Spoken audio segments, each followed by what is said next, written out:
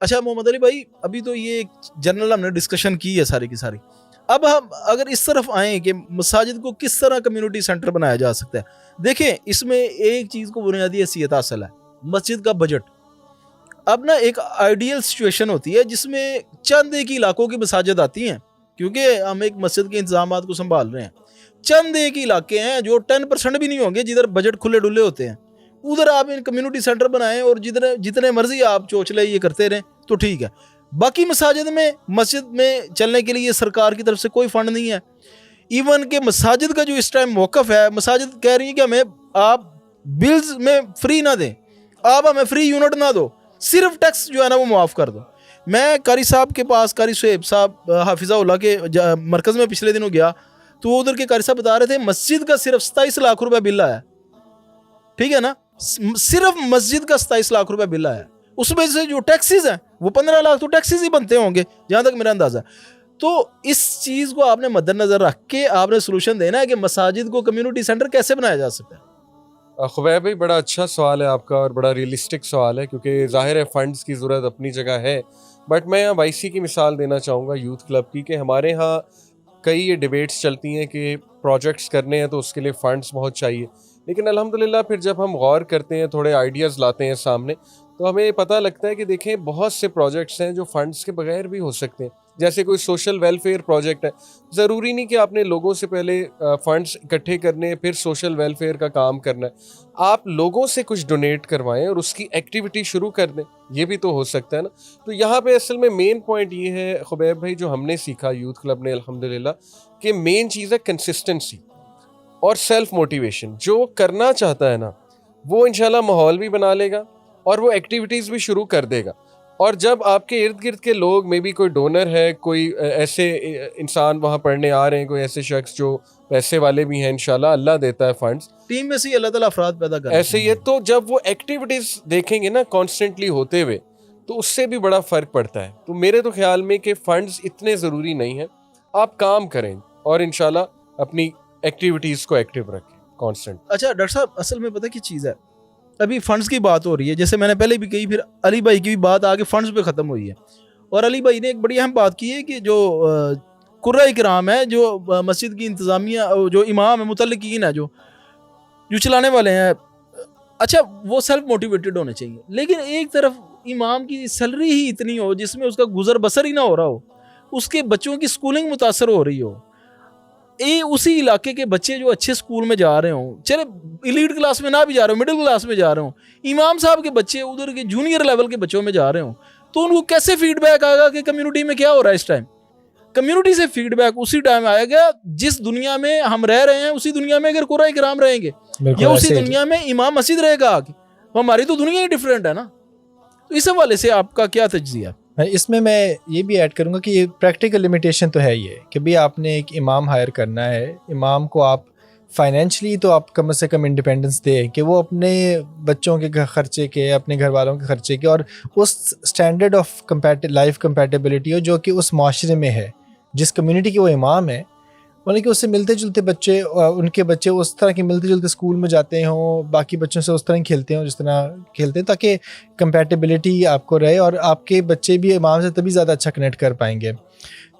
ये एक लेकिन मैं भी ये कहूँगा कि फ़ंड्स आपके प्रोग्राम रन करने के लिए बहुत सी इनोवेशन और नए नए आइडियाज़ ऐसे हो सकते हैं जो फ़ंड्स के बगैर स्टार्ट कर सकते हैं। और funds usually follow the services.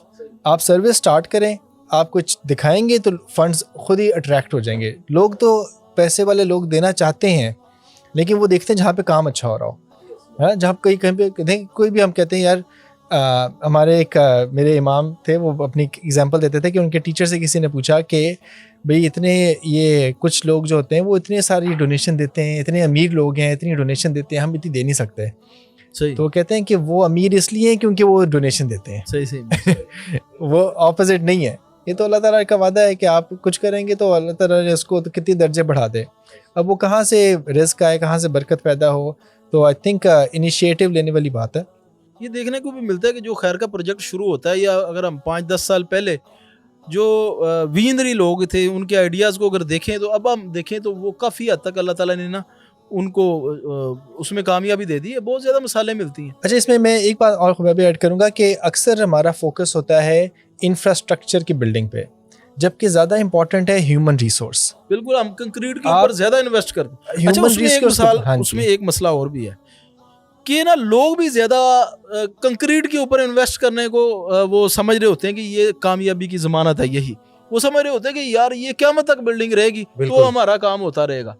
ठीक है, अब अगर किसी को आप कहें ना यार ये मस्जिद बनने लगी है, 100 बोरी सीमेंट की दें, ये मिनटों में इकट्ठी होंगी।